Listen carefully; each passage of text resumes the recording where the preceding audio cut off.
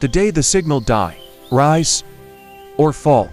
Nobody marked the moment. No alarms, no sirens, no final warning flashing across a glowing screen. Just silence, not peaceful silence. Not the kind you choose. This was the kind that arrives uninvited and stays. It started like any other morning. Alarms buzzed, coffee brewed. People reached half awake for the one thing they trusted more than anything else, their phones. But something felt off. The screens lit up, but nothing came through. No messages, no updates, no voices from the other side of the world telling you what mattered today. Just blank space, like the world had spoken and suddenly forgot how. At first people laughed. System down. It'll be back.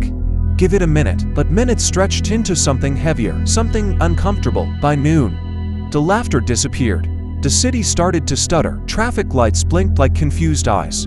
Cars hesitated, then collided. Office towers froze mid-motion, like giants turned to stone. No cloud, no files, no just send it over. Money stopped moving. Stores turned people away. Cards declined. ATM stood there dead-faced and useless. The invisible system that held everything together was gone. But the real collapse wasn't the world. It was the people inside it.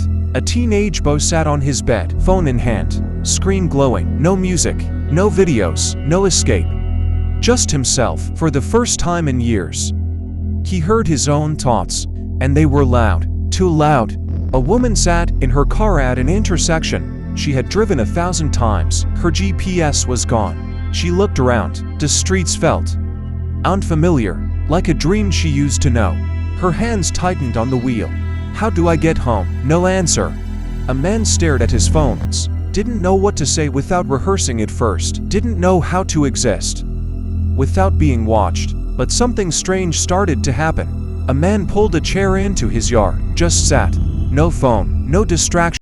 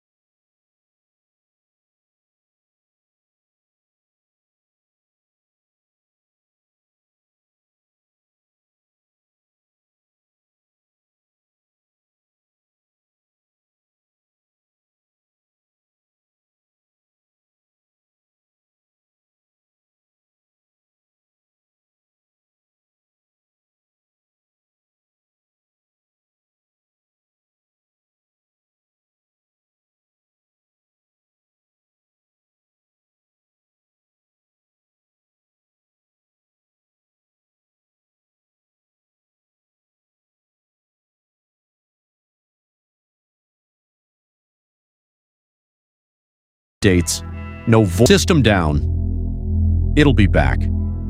Give it a minute. But minutes stretched into something heavier, something uncomfortable. By noon, the laughter disappeared. The city started to stutter. Traffic lights blinked like confused eyes. Cars hesitated, then collided. Office towers froze mid-motion like giants turned to stone. No cloud, no files, no just send it over. Money stopped moving. Stores turned people away. Cards declined. A TM stood there, dead-faced and useless. The invisible system that held everything together was gone. But the real collapse wasn't the world. It was the people inside it. A teenage boy sat on his bed, phone in hand, screen glowing. No music, no videos, no escape, just himself. For the first time in years, he heard his own thoughts, and they were loud, too loud. A woman sat in her car at an intersection she had driven 1,000 times. Her GPS was gone. She looked around. The streets felt unfamiliar, like a dream she used to know. Her hands tightened on the wheel. How do I get home? No answer. A man stared at his phone, trying to call his brother. He paused. His face shifted. He didn't remember the number. Years of just tap the name had erased it. Connection, lost before the signal even died. Day 1 turned into day 3, then day 7. The noise of the world changed. No more constant scrolling, no more endless opinions, no more invisible crowd watching, judging, reacting. Just wind, footsteps, breathing, real life, unfiltered. At first it was awkward, painfully awkward. People didn't know where to look without screens, didn't know what to say without rehearsing it first, didn't know how to exist without being watched. But something strange started to happen. A man pulled a chair into his yard, just sat. No phone, no distraction, just watching the sky. One neighbor noticed, then another. Chairs appeared. Silence at first, then a question, not typed, spoken, and someone answered, not perfectly, not instantly, but honestly. Kids wandered outside, not for content, not for views, but because there was nothing left inside to escape into. They picked up chalk, drew on sidewalks, made up games with no rules but imagination. Bikes hit pavement, laughter echoed, not through speakers, through air. At night, the darkness felt deeper, but the stars felt closer, like they had been waiting for us to finally look up. But don't get it twisted. This wasn't paradise, this was pressure. Businesses collapsed overnight. Her voice cracked in the silence. Who am I without it? No notification came, no reply, just stillness. Then voices, real ones, outside. She stood slowly, walked to the window. Across the street, people sat under a dim porch light, talking, laughing, messy, unfiltered, alive. Someone saw her, raised a hand, waved her over. She hesitated.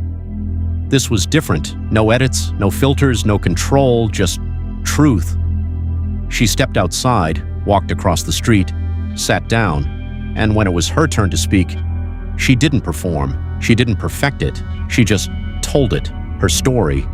And for the first time in years, people listened, not because they had to, not because it was trending, but because she was there. Weeks passed, then months. The world didn't reset. It didn't go back. It split. Some people couldn't take it. They chased the old world, desperate for signals that never returned.